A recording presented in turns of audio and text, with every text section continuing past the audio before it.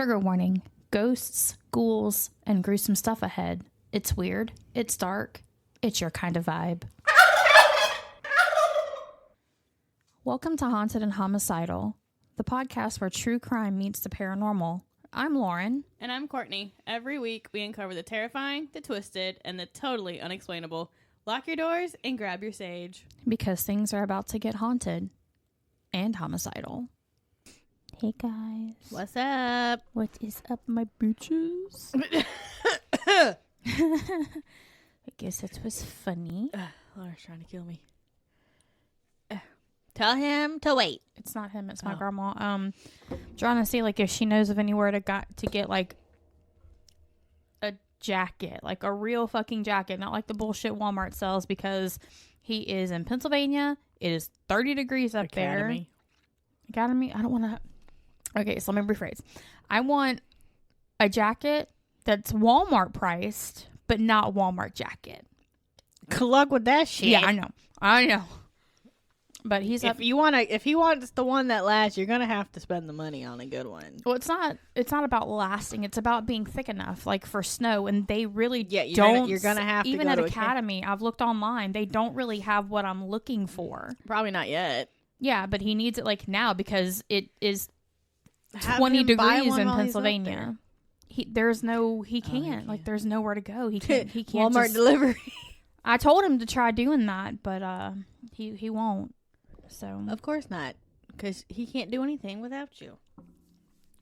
Well, he doesn't want to spend $30 on a jacket and $30 on Uber because where the truck stops are that he has to go to are so far away from anything. Yeah. But a lot of the states have like a no idle law where he can't idle his truck, so he gets no air conditioner in the summer, no heat in the winter.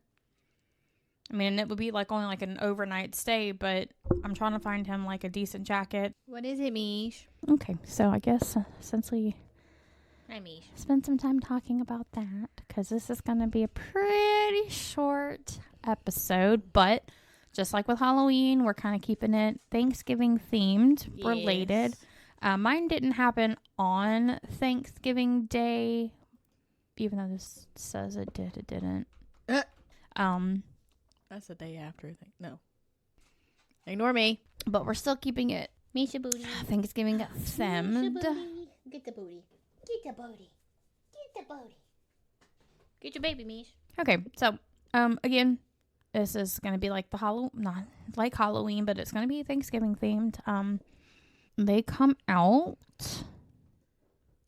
We're recording this like super early. It's not even Halloween yet, so Halloween is next week.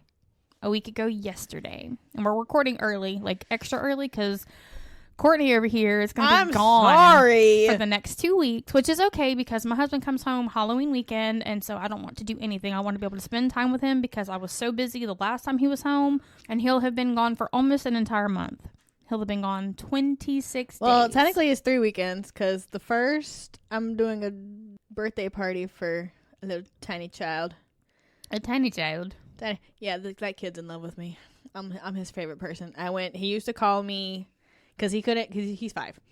And when he like he loves me more than he loves his own uncle.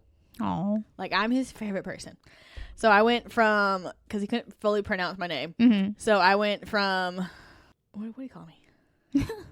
He called me like 3 different things. I went from Courtney to Courtney to my Courtney. Oh. And every time my friend like mentions me, he goes, no, my Courtney. Main hello. That's okay. We either call you Chutney or Country here. Look, the Chutney, that was like the funniest one. I still don't get why your kid calls me Country. Because when he looked at the message. But how do you get Country out of Courtney? So I think like he's slightly dyslexic sometimes. Probably, yeah. Or he just glanced at it and read it that's backwards. just what he saw. He just saw Country. He was like, who is Country? I was like, what? He's like, Country Maxon. I'm like, Courtney? But yeah, London's probably going to call you Chutney forever. Yeah, when she texts me, she goes, hey, Chutney. Yeah. Yeah, because I got the birthday party then, I got the Renaissance Fair the 8th, and then that stupid work thing that weekend. The same weekend or the next weekend? The next weekend. Oh, so 3 weeks. Yes. I mean, we can do the second, but I can't do the first. Oh, wait, no, he's home. Yeah, so we're not doing anything this weekend. Yeah, so that's technically 3 weeks. Like, not the 9th or the 16th? No, I won't be back. For this one, yeah. But what about this one? I'm at work. Okay. Well, that should be fine. Yeah, because it's literally Thursday through Sunday. We are, like I said, we are ahead because we have some things coming up where we're not able to record because we both work fucking full-time jobs and we have busy lives and we record when we have availability. Because I'm also dog sitting this weekend. Yes. So it's a thing. It's a whole thing. Misha's mad at me because I smell like other dogs. But we are we're making sure that you guys have listening material for your earballs. Yes. So I guess we will go ahead and get into it. So this week I am going to talk about Joe and Lisa Guy. They are not the suspects, but they are the victims. So on November 26th of 2016, 61-year-old Joel Guy Sr. and 55-year-old Lisa Guy were murdered and dismembered just 2 days after Thanksgiving. Oh, that's recent. Yeah. 9 years ago. Dang. Yeah. They lived in Knoxville, Tennessee. Joe Michael Guy, who is the dad, because there's like Joel Guy and then Joel Guy Jr. Wait, so who died? The parents. The parent, okay. So Joel Michael Guy Sr. So I'll just say like Guy Sr. or Guy Jr. Just, differentiate between the two. Guy Sr. was a pipeline engineering designer. Lisa was a human resources accounts payable administrator at Jacobs Engineering in Oak Ridge. So basically her job was like accounting. Okay. Like I don't know how to explain it, but accounts payable is like when you have other companies that you kind of like collaborate with and they ship stuff into you, you sell it or you use it or whatever, that would be like the accounts payable. So Joel Michael Guy Jr., this is why it's confusing because it's the exact full same name, obviously. So we'll just call him Guy Jr., was born March 13th of 1988. He was one of 4 children. He did have 3 half-sisters. He was called Joe Michael to distinguish him from his father. So throughout here, I might say Joe Michael. Sometimes I'll just say Guy Jr. But that's who I'm talking about.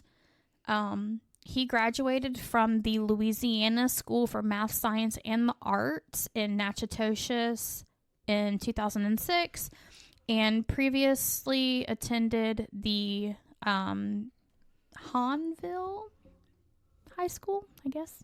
Hanville with an H. I wouldn't think Han, right? Okay. I would think. I think Han, yeah. I had to look at it. I was like... Yeah. He previously attended Hanville High School. He had never worked, like, at all. Okay. Never worked. Must be nice. Never worked. Must be nice. And had always been supported by his family. He was described by others as distant and an outsider and never bothered to establish a relationship with anyone in or outside of the family. Like, he never tried to connect with his sisters, with his cousins, uncles, aunts, anything like that. He was just basically like a loner, and his mother doted on him. Okay. Because he was the only boy. He spent 1 semester at George Washington University, then attended Louisiana State University as a student and lived in Baton Rouge until the murders in 2016, ostensibly training to become a plastic surgeon, but he eventually withdrew from college. Because that required him to work. He spent 9 years total in college, but did not graduate from any of the colleges he attended. So then what was the whole point? I don't know. But that's like a waste of money. His parents financed most of it, so he didn't care. It wasn't his money. He didn't have to worry about it, right? That's some bullshit. Yeah, like I would go to school forever if somebody else would pay for it. So, by the time he was 28, he had still never had a job. Bruh. I was working at 16. Bruh. Yeah. So I was babysitting when I was 12. Right. So I mean, like, you think about it, he has been babied and taken care of all of his life, right? Did he kill his parents? Yes, he did. Oh! Yep. So it doesn't make any kind of sense to me, like zero. Well, it kind of makes sense a little bit later of like his motive behind it, but like not really because they were the only ones taking care of him. So like exactly, like why would you kill your pretty much bank? Exactly. So when Joel Sr. was fired from his engineering job, he knew he should cut his son off. So here begins the problem. Lisa was still working, but she was earning a modest salary, and they just wanted to retire. Like, they had enough money to retire on. They wanted to go ahead and just... He lost his job. He's like, okay, it's time, you know. But they couldn't retire and live comfortably while also taking care of Joel Michael. Good for Dad. Let's cut his ass off. Good job. Yes. The guys had recently placed their house up for sale and planned to retire to Surgeonsville. Yeah, we'll go with that.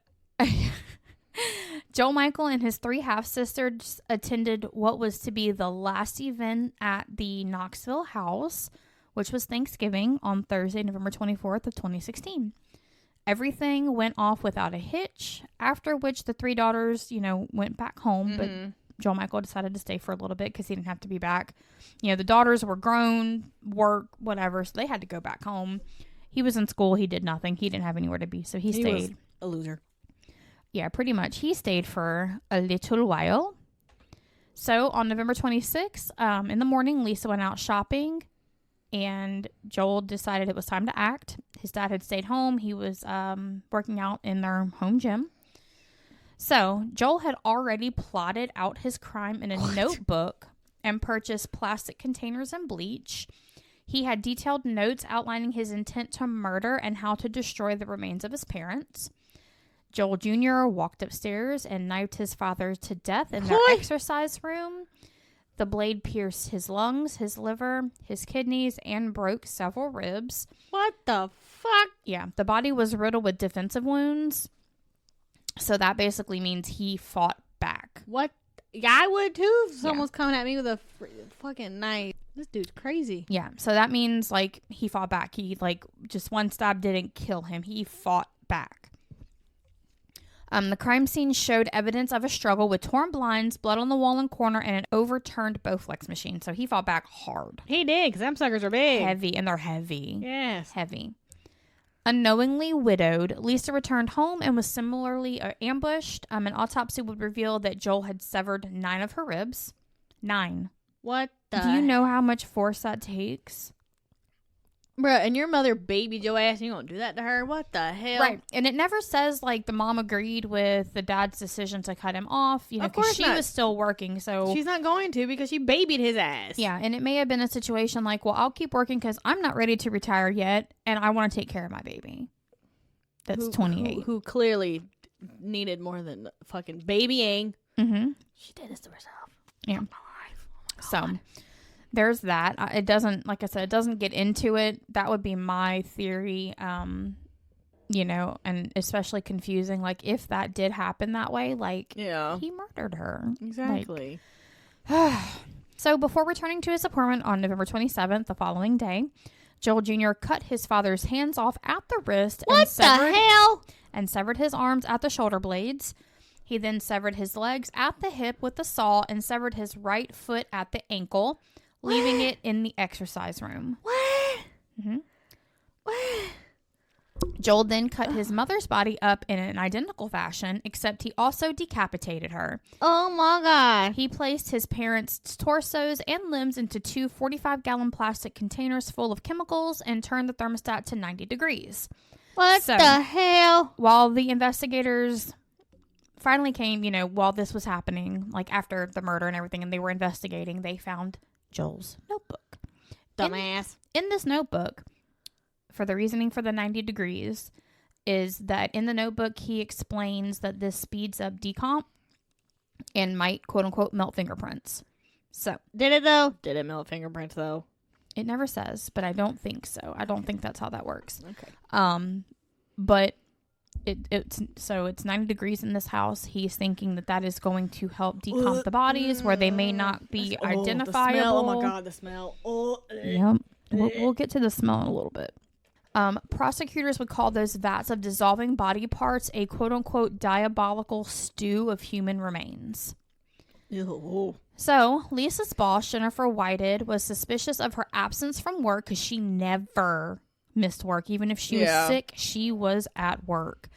So, she called the police for a welfare check because this was like that Monday or Tuesday or whatever. She'd not come to work, and that's just not normal. At first, Knox County officers Stephen Ballard and Jeremy McCord and others found a seemingly empty house on Golden View Lane, which is where they lived. The property was for sale, but there was no real estate lock on the front door, which meant they could probably easily gain access. They soon discovered the back door knob had been removed and installed on the front door. What? Yeah, I don't understand that either. That was Joel did that. Okay. Yeah, I don't know. Through the front door, they could see groceries on the floor, including perishable items like bacon, sausage, and ice cream. So, red flag. They are ding, ding, ding. Something is amiss here.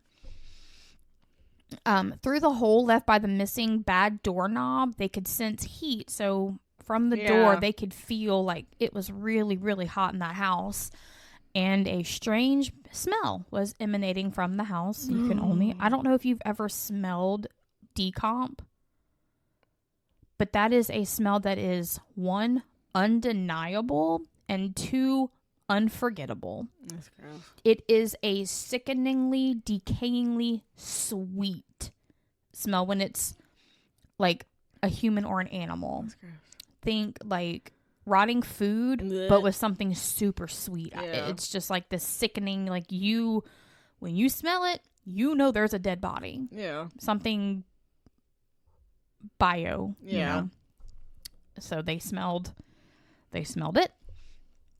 And then from like another angle, they could see the groceries. So they could see it like through the front door in that hole that was left by the doorknob.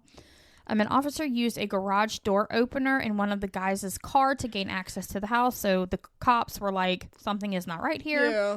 The officers were like, let's check their cars, see if we can find a key to gain access into the home. I'm sure they knew at that time what they were smelling.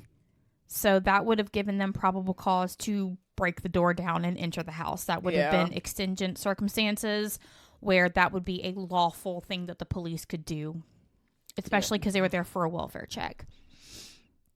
So they checked the cars. They found the garage door opener. So they used it. In the garage, they first discovered a table with the guy's wallet and a sledgehammer on top, and then another with long guns. Downstairs, the stove was on, and the contents of the pot were boiling. We will talk about the contents of the pot in a little bit.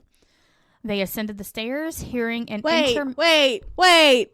We will talk about the pot in a minute. We're going to get there. I know this story. Oh my God.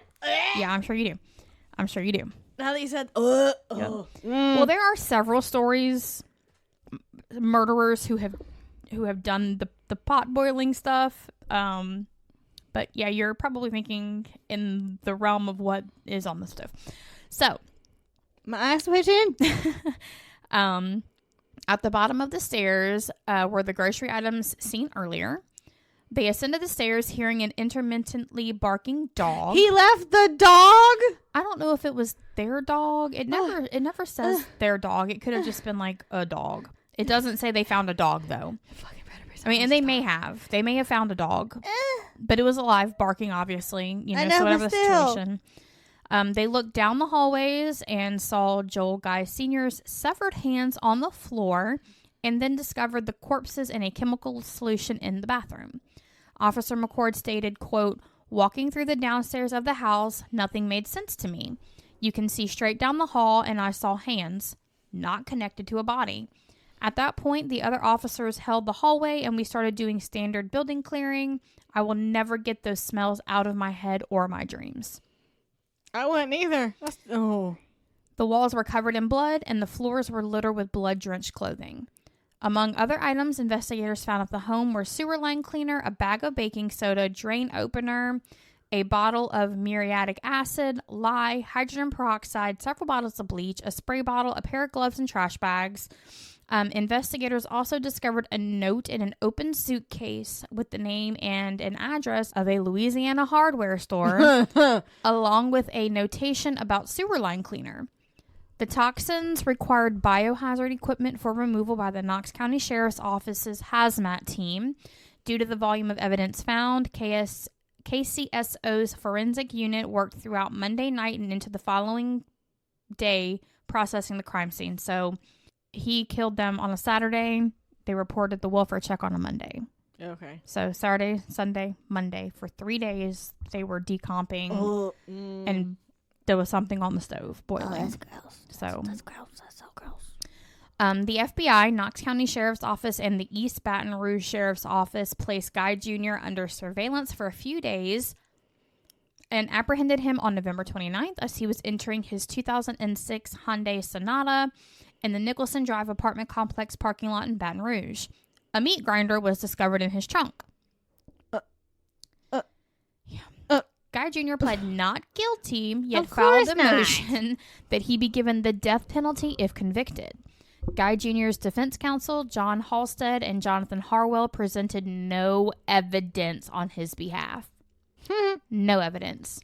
The prosecution was led by Leslie Nazios and Hector Sanchez.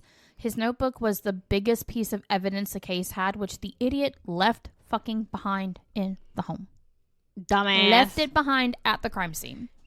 Dumbass. It not only detailed how he was going to conduct the murder, but how to cover up the evidence.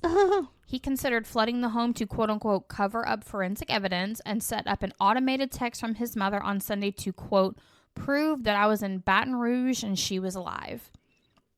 It also noted the life insurance policy, which served as the prosecutor's motive. Of course. Junior stated $500,000 would all be mine, and quote unquote, with him missing or dead, I get the whole thing. Wouldn't his sisters get some of it though? Maybe. The sisters could be from the mom's previous marriage, so not his biological daughters. But yeah, he was under the impression that he would get the whole thing. Whether or not that was actually the case, that's just what he wrote. Probably not. So, I don't know if y'all can hear that, but Misha is snoring she's so hardcore loud. snoring. She's sleepy. She's hardcore snoring. Oh, goodness. So, Guy Jr. was caught on several surveillance cameras buying the supplies he would later use to murder and try to dissolve his parents. He used cash for every transaction and self-checkout most of the time, which, clever. Yeah. There's not really any way to track that. He thought he was wrong, but, you know. He bought supplies for murder as early as November 7th. So this was not like a spur of the moment thing. He got this shit. It was planned. Yes.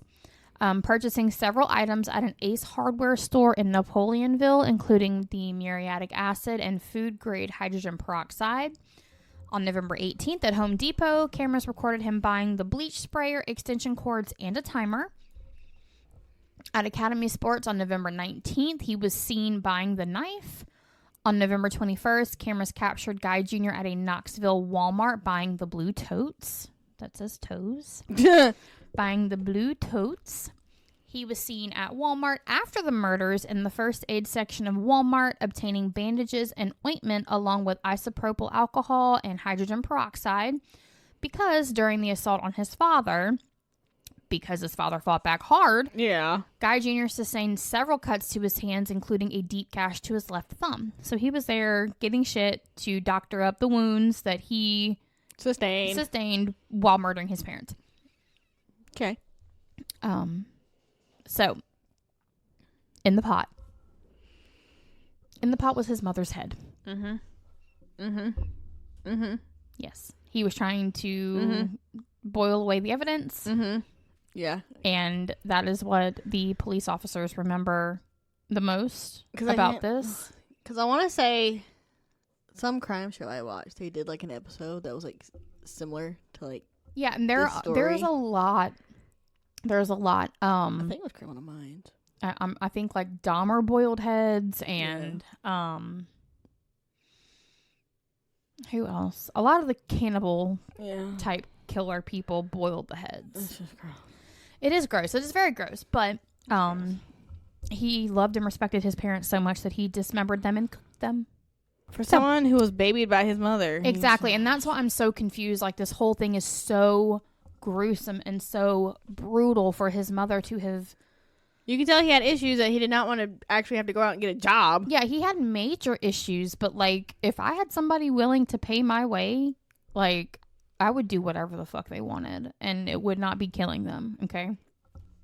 So. He was probably already crazy. And then daddy being like, you know what? I'm going to cut your ass off.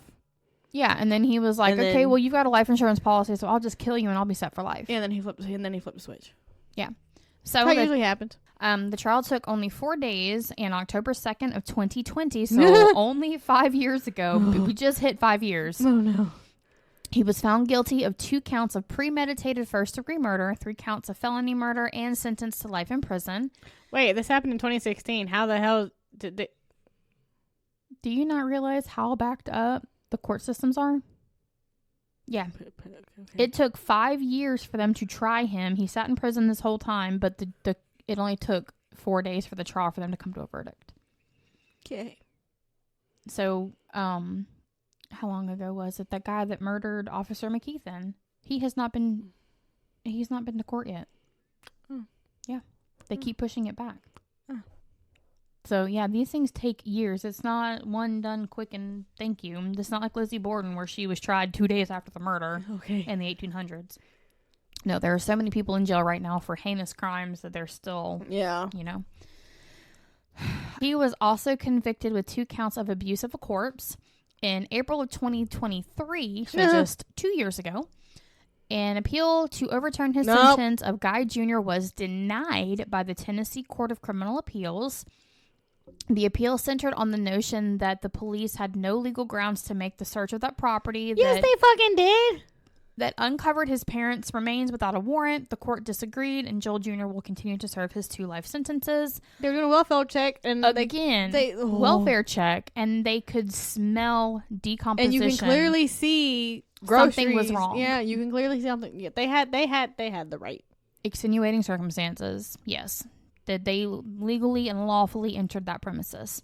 And it wouldn't make a difference because Joel Jr. was not the owner of that home. So he could not make that claim no matter what. He just couldn't. Suck it up, dude. You're in prison. Yep. He is currently incarcerated at the Northwest Correctional Complex in Tiptonville, Tennessee for the rest of his miserable, disgusting, fat neck, ugly mug life. And I say this because I'll post pictures of him, and it's not a pretty situation. Ew. Oh. Wait, what's wrong with his neck? What the heck? He probably has some kind of infection, which he deserves. But yeah, he looks like the live in your basement at 28 years old, your parents still pay for everything kind of guy. Like if you that can was... definitely tell he was going to lose his shit if he got cut off. Yeah, if that was in the dictionary, that would be the picture right next to that definition. Okay. Well, that was Lauren's. Mine's unsolved, so. I hate these, but I also like them. So, I have the Germond family murders. Death on a dairy farm. Oh, no. Murder case from 1930 that is still not solved. Wow, so that's like 100 years ago. Yes. So, Thanksgiving Day, 1930, Bernice Germond, who was 18, stepped off the bus near her family's farm on the outskirts of Stanfordville, a small town in New York's Dutchess County, about 90 miles north of New York City. She was returning home for Thanksgiving from Poughkeepsie, the country seat where she was attending business school. The bus dropped her off just after 5 p.m., November 26, 1930, and it was already beginning to get dark. Okay. So she wished the driver happy Thanksgiving, but then noticed something strange about her parents' house, which she could see from the road. Looks like nobody's home. The house is dark, she commented. To herself. Okay. And then made her way to the farm, or I think to the bus driver. Yeah. And then made her way to the farm, and it was the last time she was seen alive. Oh. And 2 days later. And so the dad was named James Husted, was his nickname. And wait, His nickname was Husted? I guess, because it says James. Does that mean anything? No. Okay. Okay.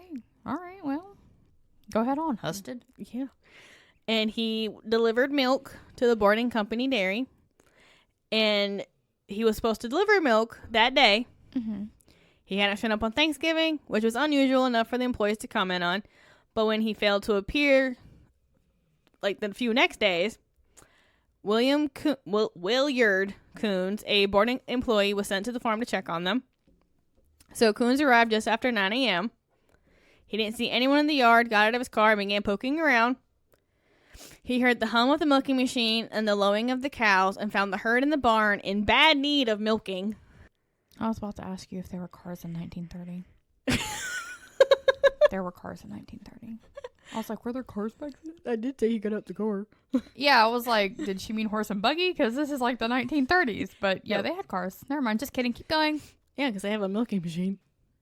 Yeah. Yeah. Poor So cows. the cows also have not been milked the past few days either. So obviously something's wrong. Yeah. Of course, as he's walking toward the wagging shed, and he's like, "Hello, like anyone here?" Hello. Nobody answered. The door was ajar, and as soon as he stepped up to the doorway, he saw them.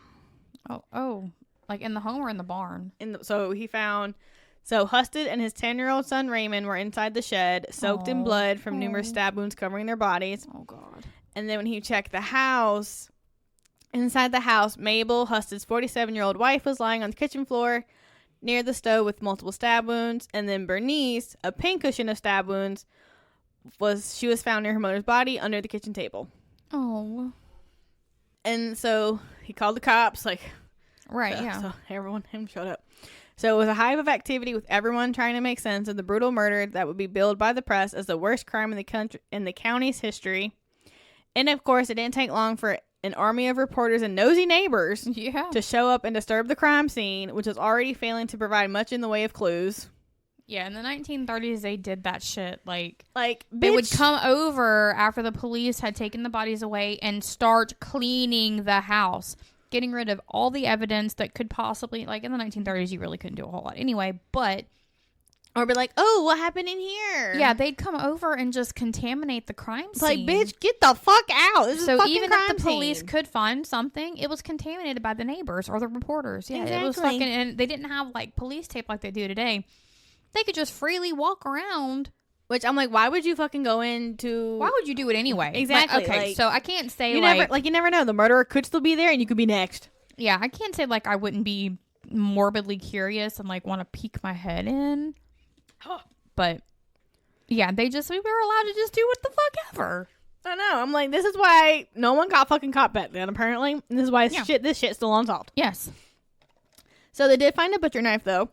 But it had been wiped clean of any prints, provided the first, and that was the first solid piece of evidence. They were able to trace it where it had been purchased, but that led to a dead end because the shopkeeper was unable to identify the person who bought it. I mean, you live in the country where people butcher their animals, cut the meat up. He probably sold hundreds of that knife. Like, he could not pinpoint who. Exactly. I mean, unless it was like a super distinct knife or like, yeah, I remember that guy. No, it's just a regular fucking butcher knife that I literally sell 14 of every hour. Like, what the fuck did they expect him to do? Mm-hmm. They were long on theories and short on facts. There was a series of stumbling blocks that stymied the murder investigation.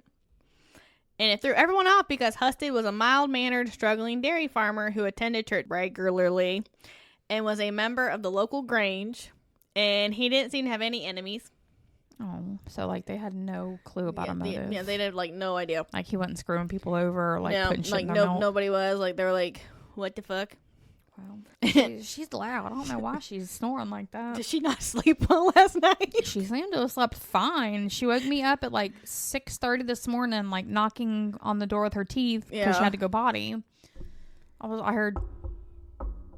was like, what the fuck is that? And I noticed she went on the bed, and I'm like, you have to go potty? And she like jumped up on the bed and like looked down at me like right in my face, like her jowls hanging over. And I'm like, okay, let's get up. We'll go potty. She's like, bitch, yes, I gotta go potty. Have not ever seen her get to the back door that quick before. She had to go bad. She had to poop. Like she stood there hunched over for like. She wouldn't go out last night. Why? I don't know. She doesn't like the dark. Let's get the flashlight. I have a porch light. It's not good enough. Yeah, I don't know. She didn't want to go out. I tried to get London to get her out. She wouldn't go.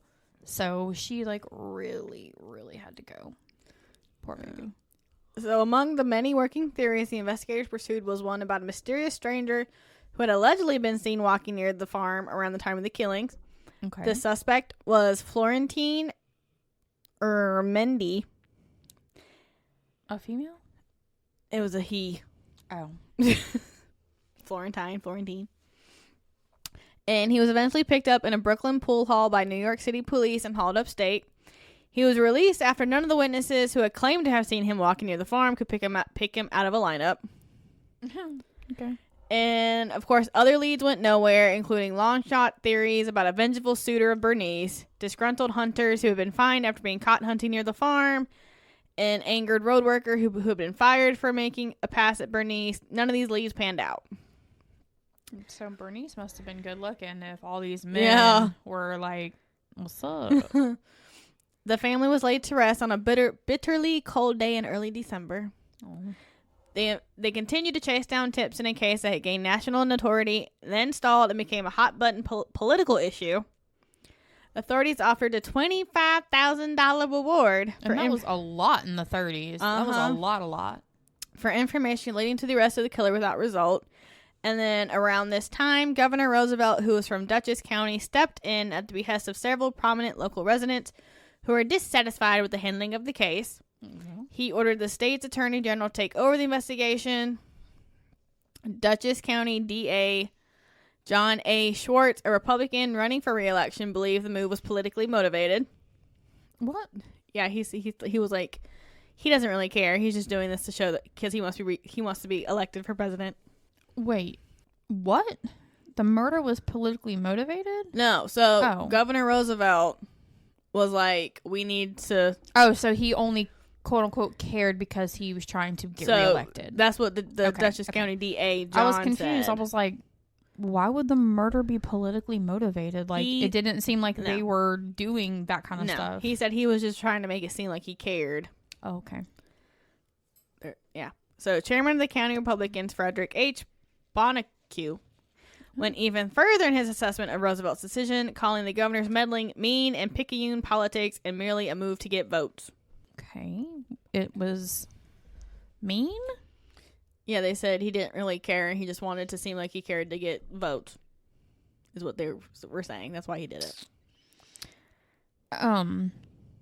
Like, it's unethical, but I wouldn't say it's mean because he's like, hey, like, we need some kind of resolution. Yeah. Whatever the motive behind it was, they needed a resolution. They needed to find who this murderer was because I can imagine this community was terrified. Yeah. They killed everybody. And they did it in two different places. Exactly. They could have just killed the two in the shed or the two in the house, but they made sure the whole family was dispatched. Mm-hmm. I would be scared to death if that happened anywhere near here and they didn't catch the murderer. Mm-hmm. I'd be like, I'm boarding up my windows, locking my doors. We're just going to starve or eat the cats until they catch somebody because I'm not leaving my house. Yeah. And it wasn't until February 1933, more than 2 years after the murders, that Sheriff Oakley Cookingham was able to make a case against the Germond's neighbor Arthur Curry, a 46-year-old with a violent history who Cookingham had come to believe was behind the killings. Obviously, that didn't pan out since it's an unsolved murder. Wait. Okay. Curry has served time for assault and had explosive temper. He was a chicken farmer, barber, roadhouse operator, and possibly a small-time bootlegger. What? He was a jack of many trades. A chicken whatever. Chicken farmer, barber, roadhouse operator, and possibly a small-time bootlegger. Look, he's like, come get some eggs. I'll cut your hair. You might get some whiskey. Yeah. Moonshine. And if you say no, I'm going to beat your ass. Yeah, pretty much. Okay. Investigators learned that on the day of the murders, Curry had told his wife he was heading over to see Husted about some money he was owed. Uh-oh. He came back around 6:30 p.m. within the time frame of when the murders took place. Later told his wife that he'd seen Husted that day, but hadn't been able to collect what he was owed. Cookingham's case against Curry was circumstantial and on the weaker side, but the sheriff pressed ahead anyway. March 9th, 1933, Curry was charged with murders, but it didn't take long for his defense lawyer to seek a dismissal of the case for lack of evidence. Yeah. Hearing was held in Poughkeepsie on April 3rd. It didn't go well for the prosecution. Yeah, I don't think so. Considering unsolved case. Yeah. Cookingham told the judge that he believed the killing stemmed over the quarrel over hunting rights because Husted had refused to allow Curry to hunt on land he leased from him, leading to a blow up with devastating consequences. Wait. So, Halstead leased the land from that guy, or that guy leased it from? So, I guess Curry leased, because it makes a difference who the initial owner of the land is. So I think Husted had the land, but wouldn't let Curry hunt on it. Yeah, that's why it's like a little confusing. Like, did Halstead rent it from Curry? I don't know. It didn't really. Because Curry is the main owner, so he would have legal right no matter what to hunt on that land. Or Halstead was the legal owner, and he was like, no, you're not hunting on this. Even though you're paying me every month to rent it, you're not hunting on it. Yeah, or he didn't want to hunting like that day or whatever. Gotcha. And the sheriff told the court, our investigation shows that the murders were the acts of a quick-tempered man after an argument. The judge, siding with the defense, ordered Curry released and the charges dismissed, telling the sheriff the case was made up of too much suspicion and too little evidence. Oh. By this time, Roosevelt had been elected president, and his interest in the case had faded, as did that of the media and eventually the public interest. Curry died in 1955, taking whatever he knew about the case, if anything, to the grave. It remains 80. Unsolved today. Or how old was he in 1955? If this happened in the 30s, he was probably, what, 20, 30? How old did he live to? He was 46 in 1933. And he died in 55? 1955? Yeah, 1955. So he was, what, 80? 70, 80? He was 46 and 33, plus almost 50 years, so 90? Hold up. I can't do math in my head right now. 1955 minus 1933, that was 22 years, so 46 plus 22, he's 68. So yeah, he was almost 70. So yeah, he lived a long life.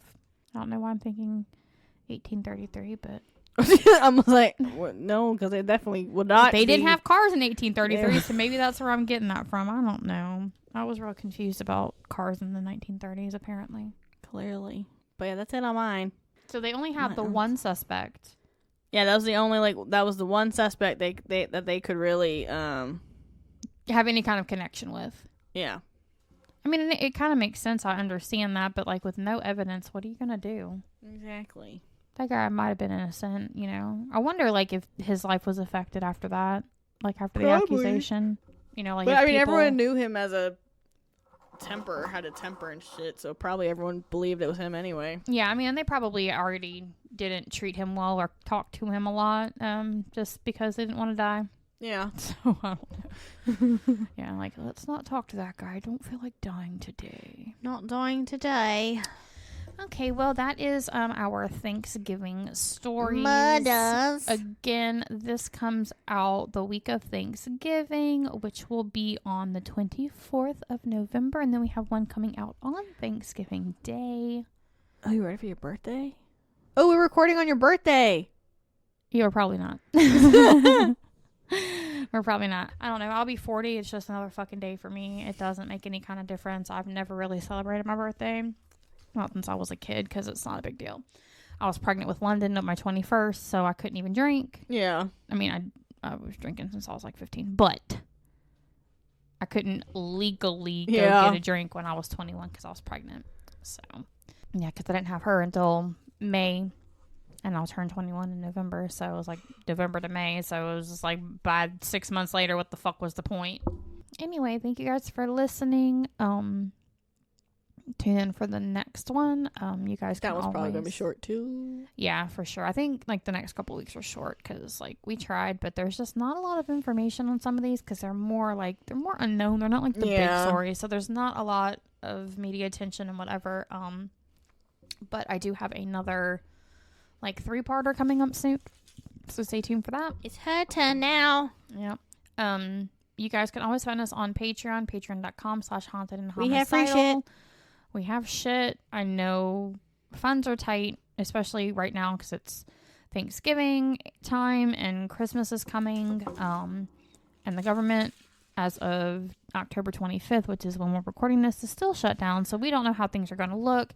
Apparently someone donated like a bunch of money for the military to get paid, though. Oh, that's good.